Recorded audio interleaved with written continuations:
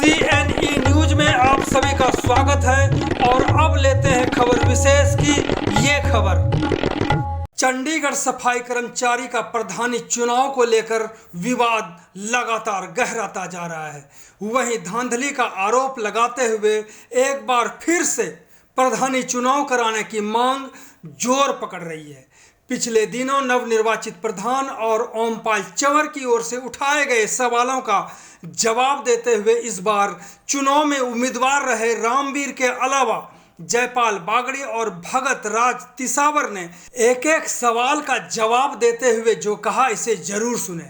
उन्होंने साफ कर दिया है कि यदि दोबारा चुनाव नहीं हुआ तो कोर्ट का दरवाजा खटखटाएंगे। इसी पर सुनते हैं सबसे पहले रामवीर को, फिर सुनेंगे जयपाल बागड़ी और भगत राज तिसावर को। पहले तो मैं CNE न्यूज़ का बहुत बहुत धन्यवाद करता हूँ, जो कि हमारे सफाई कर्मचारी गरीब और दलितों की जो है ना सच्ची जो है ना आवाज़ उठाता है और सच्चाई का साथ देता है। इसका मैं बहुत बहुत धन्यवाद करता हूँ। दूसरी बात, कल जो चड्ढा जी कह रहे थे कि भाई रामवीर जो है ना भाई शामलाल का चेयरमैन था। हाँ, मैं तो 4-5 महीने पहले चड्ढा जी का भी जनरल सेक्रेटरी था। उसकी जनरल सेक्रेटरी पद से मैं छोड़ कर उसको इन्होंने मेरे को चेयरमैन बनाया, शामलाल जी ने। मैं चेयरमैन बना, उससे बाद में जो है इन्होंने जो है ना चुनाव प्रक्रिया शुरू करी। चुनाव प्रक्रिया शुरू इस तरीके से की रही है कि 1.5 महीना पहले चड्ढा जी जो है ना प्रचार करते फिर रहे थे कि भाई 23 तारीख को चुनाव होएगा। इलेक्शन कमेटी चुनने से पहले उसको कैसे पता है कि भाई 23 तारीख को ही चुनाव होएगा? उससे बाद में इलेक्शन कमेटी चुनी जाती है। इलेक्शन कमेटी जो है ना 23 तारीख का चुनाव डिक्लेयर करती है।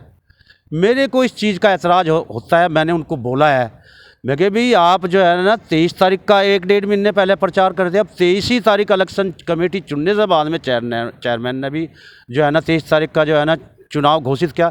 इसका मतलब कहीं ना कहीं आपकी जो है ना मिली भगत है। मैंने पहले ही कहा था इस चीज़ के लिए। दूसरी बात, उन्होंने आरोप लगाया भाई जब ये चेयरमैन था वर्दी के कारण इसका झगड़ा हुआ। मेरा वर्दी के कारण कोई झगड़ा नहीं हुआ। वर्दी का जो है ना झगड़ा करवाने वाला कृष्ण चड्ढा है। जांच कर लेंगे। अब तो मैंने जांच करी। जांच में ये हुआ कि भाई 10 वर्दियाँ कमिश्नर साहब ने, जॉइंट कमिश्नर साहब ने हमारे को MC बुलाया। MC बुलाने से बाद में उस दिन जो है ना उद्घाटन करे थे वर्दी देने का। वर्दी वहाँ पे जिस टाइम देने लगे तो पहले चड्ढा जी बोले कि मैडम जी हमारे को नगद कैश चाहिए, हमने नगद कैश पहले करवाया हुआ है और अब भी नगद कैश मिलना चाहिए। मैंने भी जो है उनका समर्थन किया। मैंने ये बोला जी मगर मैं यूनियन का चेयरमैन हूँ, भाई इसको जो ना नगद ही दिया जाए। अगर आप इसको वर्दी करोगे तो इसमें भारी कमीशन पहले खाई जाती रही है और अब भी जो है कमीशन खाई जाएगी। मैंने साथियों वहाँ पे मीटिंग पोस्टपोन्ड होगी, कैंसिल कर दी। चाय पार्टी रखी हुई थी वो जो है ना ख़त्म होगी। नीचे मैंने फिर जो है ना श्यामलाल जी के लिए भाई इंटरव्यू दे दो, भाई हमारे को नगद कैश चाहिए, भाई मेरे को भी नगद कैश चाहिए। मैंने फिर इंटरव्यू दिया, भाई नगद कैश हमारे को वर्दी नहीं नगद कैश चाहिए। मैंने नगद कैश की डिमांड करी। उससे बाद में फिर मैंने चड्ढा जी को बोला कि भाई आप जैसे पहले हमने साइन करवाए थे हर एक हाजिरी से, उस टाइम भी श्यामलाल प्रधान था और मैं जो है ना चड्ढा जी का विपक्ष में थे, जनरल सेक्रेटरी था। हमने हर एक हाजिरी से साइन करवा के दिए और सारे साइन करवा के सिर्फ 85 बंदे जो है ना वर्दी लेने वाले बचे। आज तक 85 बंदों को उनको ना वर्दी मिली ना पैसे मिले, आज तक पेंडिंग है, उनका पता ही नहीं है। तो ये तो पता ही नहीं है। हाँ जी हाँ, ये तो दूसरी बात जो कि जो दूसरी बात इलेक्शनों के बारे में, मेरे को जब इलेक्शन हो चुका मैं संतुष्ट था इलेक्शन से, भी चलो ठीक ठाक है। जब मैंने वीडियो देखी और वीडियो के अंदर नोट निकलते हुए देखे तब मेरे को पता लगा कि भाई ये तो फिक्सिंग है, भी तो पहले ही फिक्सिंग हो रही है। अगर नोट में से पैसे निकल रहे हैं वो आइडेंटिफाई वोट है। जैसा कि मैं किसी को पैसे देता हूँ, पैसे दे 2000 रुपये मैं देता हूँ, ले भाई आपको मेरे को 2000 रुपये लो और मेरे को आपने वोट देनी। अब वो कैसे आइडेंटिफाई करेगा? उसको निशानी दी जाएंगे ना, मैं तो निशानी दूंगा ना, लो भैया 5 रुपये ले लो या 1 रुपया ले लो, 10 रुपये ले लो। तो वो अगर वो पैसे निकलते वो आइडेंटिफाई वोट होगी, वो भाई पैसे लेकर वोट दी गई है। कितने ऐसे पैसे निकले उसमें? उसमें कम से कम 15, 16, 17 वोटों में जो है पैसे निकलेंगे कि 5 रुपये भी निकले हैं, 10 रुपये भी निकले हैं और मेरे ख्याल से 50 रुपये भी निकले हैं। तो ये धांधली नहीं हुई और क्या हुई ये बताओ आप मधुकर जी, आप इस चीज़ का जो है ना उनसे पूछो भाई, ये धांधली नहीं हुई। दूसरी बात, वहाँ पे वो कह रहे एक आइडेंटिटी कार्ड चेक किया, एक भी आइडेंटिटी कार्ड चेक करके मेरे को बता दो। पूरी लाइन लगी हुई है और वीडियो चल रहा है, वीडियो में देख लो, एक भी आदमी का आइडेंटिटी कार्ड नहीं पूछा उन्होंने। कहा भाई आपके पास में आइडेंटिटी कार्ड है, दिखाओ। रामवीर जी, जैसे उन लोगों ने कहा और वैसे भी जो प्रशासनिक अमला था वहाँ पे, डीसी ऑफिस से, लेबर ऑफिस से, पुलिस, सारे वहाँ पर थे।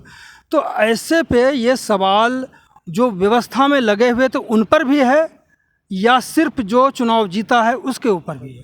नहीं, सब पे है जी ये चुनाव। ये जो चुनाव की जो है ना सब पे हमारा एलिगेशन है। देखो वहाँ पे पुलिस प्रशासन भी था, जब पैसे निकले उन्होंने कोई ऑब्जेक्शन नहीं किया।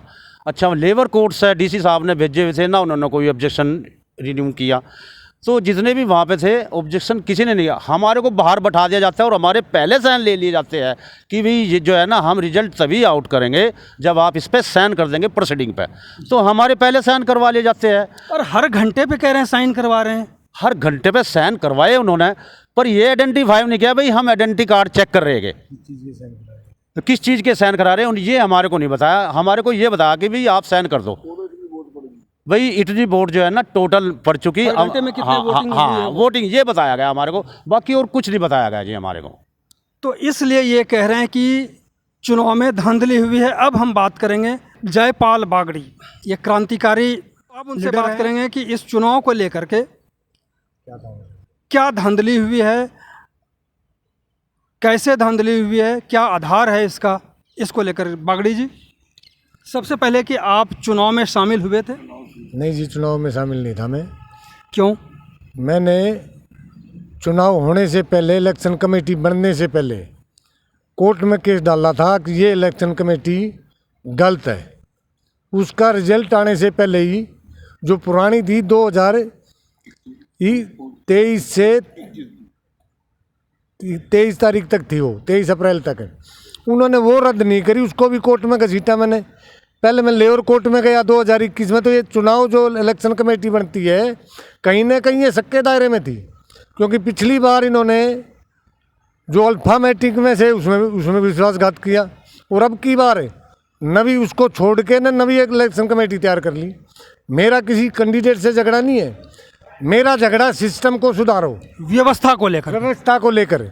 जैसे कि ओमपाल जी ने कहा, ओमपाल चावर जी ने, अब ये तो 87 से चलता आ रहा है। 87 से जो गलत हो रहा था ओमपाल जी आपको पता था, आपने कभी रोकने की कोशिश नहीं करी। आप तो उस भ्रष्टाचार के हिस्सा बने और बढ़ाया गया आपने, नहीं तो उसको रोकते। सिस्टम का सुधारने का सवाल सिर्फ बागड़ी ही कर रहा है। और जैसे चड्ढा जी ने बताया, वो दिखा रहे सटे, हमने सिस्टम को सुधारने के लिए सटे लगाई है और इलेक्शन कमेटी पर आरोप मेरा आज भी है। तो चड्ढा जी क्यों पार्टी बन रहे हैं? इन्होंने क्या किया? पिंड वालों की वोट कटाने के लिए बागड़ी कोर्ट में गया है, मैंने ऐसी कोई नहीं करी। इसका डिफामेशन का केस डालेंगे, नोटिस 1-2 दिन में आ जाएगा। और जो भी चड्ढा ने इलेक्शन कराया बिल्कुल फ्रॉड है। वो कैसे है? जैसे वोट में से नोट निकलना, क्या इसको फ्रॉड नहीं कहते? और इंस्पेक्टर जो इसका मेंबरशिप भी नहीं है, वोट तो रहना दूर की बात है, उसको जनरल सेक्रेटरी लगाया गया। ये संविधान का उल्लंघन करा गया और कोर्ट में केस है, कानून की भी तोहिन करी गई है। तो इसको क्या फ्रॉड नहीं कहते? जो स्टे आप लेकर के आए थे उस स्टे को कैसे डिसमिस किया गया? स्टे नहीं मिली वो, उसमें ये कहा गया केस अब भी पेंडिंग है। वो 24 मई को तारीख है उसकी। पिछली जो इलेक्शन कमेटी है 21 वाली, वो 2023 तक चलनी थी और 23 तारीख तक इन्होंने वो कैंसिल करे बगैर दूसरी इलेक्शन कमेटी 3 दिन में बना भी दी, घोषित भी कर दी। ये गलत हो यार। पहले से इलेक्शन कमेटी सक्के दायरे में है, अब तो बिल्कुल क्लियर हो गया जो नोट निकली है। आपने कहा कि हम व्यवस्था बदलने के लिए हम लड़ाई लड़ रहे हैं। व्यवस्था कैसी होनी चाहिए? व्यवस्था अच्छी होनी चाहिए। व्यवस्था जब हम जो कैंडिडेट होते हैं वो 15-15 हज़ार रुपये फीस देते हैं और जो कैंडिडेट होते हैं वो 15-20 लाख लगाते हैं। एक सफाई कर्मचारियों की सेवा करने के लिए 15-20 लाख रुपया लगा के चुनाव का जीता जाएगा, तो क्या वो सफाई कर्मचारियों का भला करेगा? इसका कोई आधार है कि 20 लाख रुपए खर्च हुए हैं? बिल्कुल खर्च होते हैं जी, खुद ही कहते हैं ये लोग, खुद ही कहते हैं। तो क्या वो सफाई कर्मचारियों का भला करेगा? आप ही बताइए, भला करेगा या अपने पैसे पूरे करेगा? नहीं, ये खर्च करने की बात जो है कहने से है या कोई इसका लिखित कोई प्रमाण है? लिखित परिणाम नहीं है जी इसका। वोट का नोट निकलना लिखित परिणाम है, और इसका भी दे दिया जाएगा आने वाले इलेक्शन में। तो हम इस सिस्टम को सुधारना चाहते हैं। सफाई कर्मचारी की सेवा करनी है तो निष्पक्ष होके सेवा करिए, इलेक्शन लिए। हमारी तो जो लड़ाई है इलेक्शन कमेटी के ऊपर है, वो ही अच्छी होनी चाहिए, किसी के सुपरविजन में होनी चाहिए। किसी के सुपरविजन में होनी चाहिए और हर हाल में व्यवस्था में सुधार की ज़रूरत है ताकि चुनाव स्वच्छ और निष्पक्ष हो। अब हम बात करेंगे भगत राज तिसावर से। तिसावर जी। माननीय भाई साहब, सबसे बड़ा तो मैं ये कहना चाहूँगा कि जिन्होंने मेरा नाम लेके ये एलिगेशन लगाया भी ये मेंबर नहीं है, तो मैं उनसे एक सवाल पूछता हूँ कि संविधान की धारा 11 में लिखा हुआ है कि जो रेगुलर सफाई कर्मचारी होगा वही इलेक्शन कमेटी का मेंबर होगा। तो नरेश कुमार जी जो इंस्पेक्टर हैं वो उनको जनरल सेक्रेटरी कैसे लगाया गया? इसलिए ये इलेक्शन वैसे ही उड़ जाएगा क्योंकि इलेक्शन कमेटी गलत चुनी गई। दूसरी बात आपने स्टे की पूछी, स्टे कैसे टूट गया?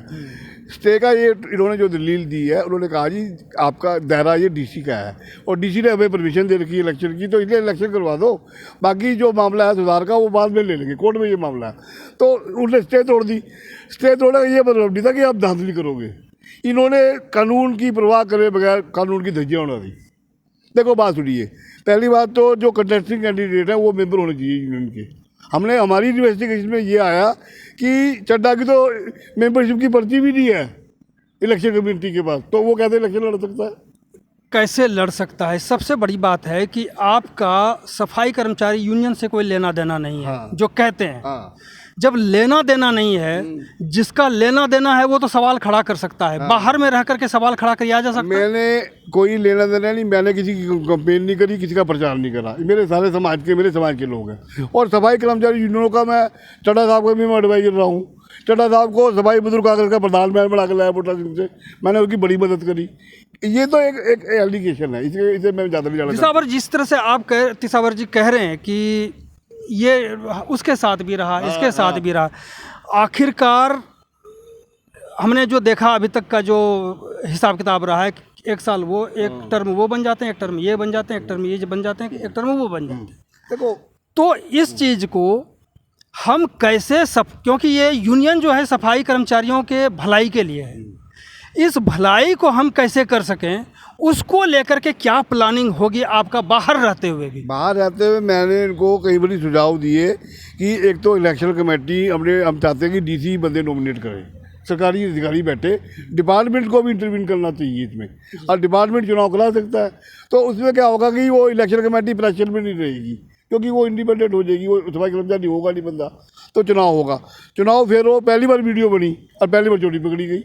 पहले कभी वीडियो बनती नहीं थी, इन्हें चोरी पकड़ी नहीं जाती थी। ये है पॉइंट। अब क्या स्थिति होगी? चुनाव हो चुका है, चुनाव हो चुका है। चुनाव की जो प्रक्रिया वो वेलाफाइड अटेंशन से हुई है और डीसी साहब को हम मिलके भी आए और कंप्लेंट भी हमने कर दिया क्योंकि पहला स्टेप डीसी है इसमें। अगर डीसी से न्याय नहीं मिलेगा तो हम कोर्ट में जाएंगे। हमने तो ये कहा, देखो ये मेरे पास कंप्लेंट लेके आए, मैं एक एनजीओ चलाता हूँ, जस्टिस फॉर सफाई कर्मचारी। इट मीन कि अगर एक सिंगल सफाई कर्मचारी के साथ चाहे प्रशासन धक्का करे, चाहे कोई समाज की यूनियन के लोग धक्का करे, मैं उसके साथ खड़ा हूँगा। उसके लिए मेरा अधिकार है, मेरी ड्यूटी बनती है। मैं शेड्यूल कास्ट हूँ, मेरी ड्यूटी बनती है मेरे समाज के साथ धक्का ना हो, ये तो मेरा इमोरल ड्यूटी है। तो मैं चाहता हूँ कि चुनाव फेल हो जाए, हमें कोई प्रॉब्लम नहीं है। मैंने इनको सुझाव दिया था भी आप जहाँ जो ड्रामा निकालते हो समाज का, ये तंबू लगाना, इतना खर्चा दिखता ही है, तो इससे समाज की बदनामी होती है।